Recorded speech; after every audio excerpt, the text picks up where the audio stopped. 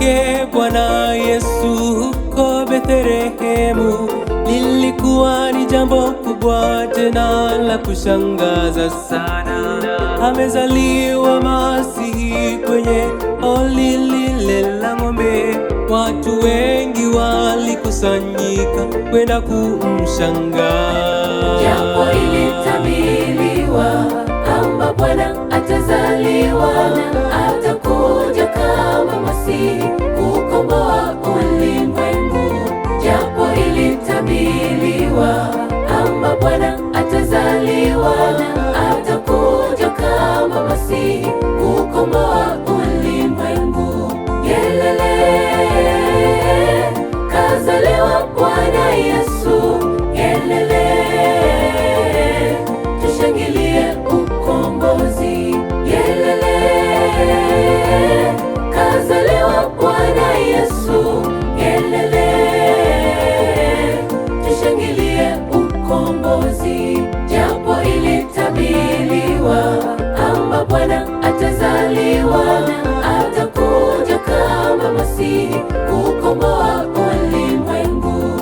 Japo ilitabiriwa kwamba Bwana atazaliwa na atakuja kama Masihi kukomboa ulimwengu.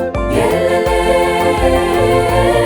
kazaliwa Bwana Yesu. Yelele, tushangilie ukombozi. Yelele, kazaliwa Bwana Yesu. Yelele, tushangilie ukombozi.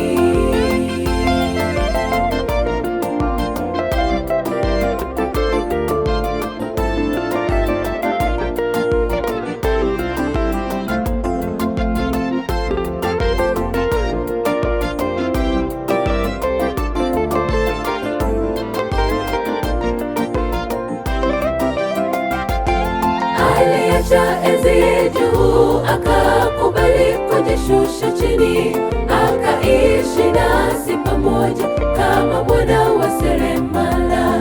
Alionyesha upendo wazi wazi kwetu si wanadamu, akiponya wagonjwa na kuwahudumia wahitaji.